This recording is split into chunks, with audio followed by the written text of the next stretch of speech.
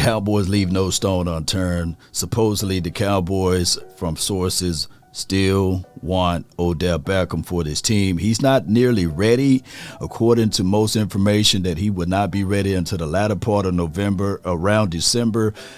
Nevertheless, the Cowboys really need another wide receiver, not necessarily a number one, but they need another wide receiver to elevate their number one, CeeDee Lamb. And, of course, Michael Gallup coming off of an ACL, and then on top of that, you have a Noah Brown and a Jalen Tolbert. Those guys are really not household names, and I'm not saying that you need names. Odell Beckham is out there on the streets, and the Cowboys really got their hopes to grabbing him.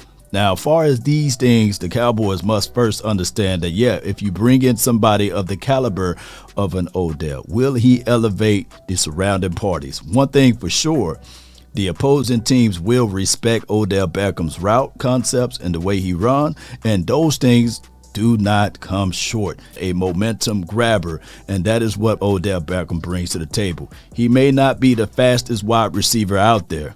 Nevertheless, if the ball is in the area, he will come down with it, and he will bring that type of tenacity to the table. Now, according to news and information out there, the Cowboys were very high on Brandon Cooks. That deal didn't go through. The $18 million guaranteed was in the way, and then on top of that, they had to give up draft compensation to grab him. Here's the thing. The Cowboys really love their draft picks, and they refuse to give those things up. Here's another situation for everyone. Keep in mind, if it's about the money, Jerry Wayne Jones as well as John Stephen Jones will intervene. Primarily, Stephen Jones don't like to spend the money. Here is my 1,000 truth with this. We all know that salary cap and everything could be renegotiated, especially when you sign a guy like that, Brandon Cooks, for $18 million. You can always renegotiate the contract and reconstruct the contract, but I get it. The Cowboys didn't want to spend that money on a guy that's long in the tooth.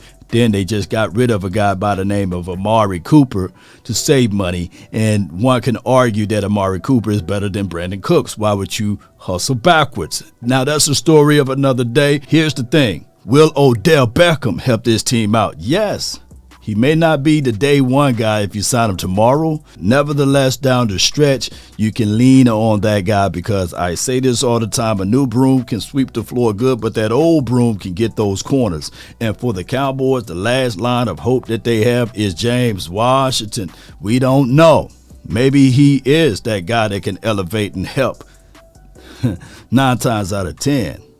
Looking back at James Washington's career, it's hard to find those resources, Cowboy Nation, where he been that game changer.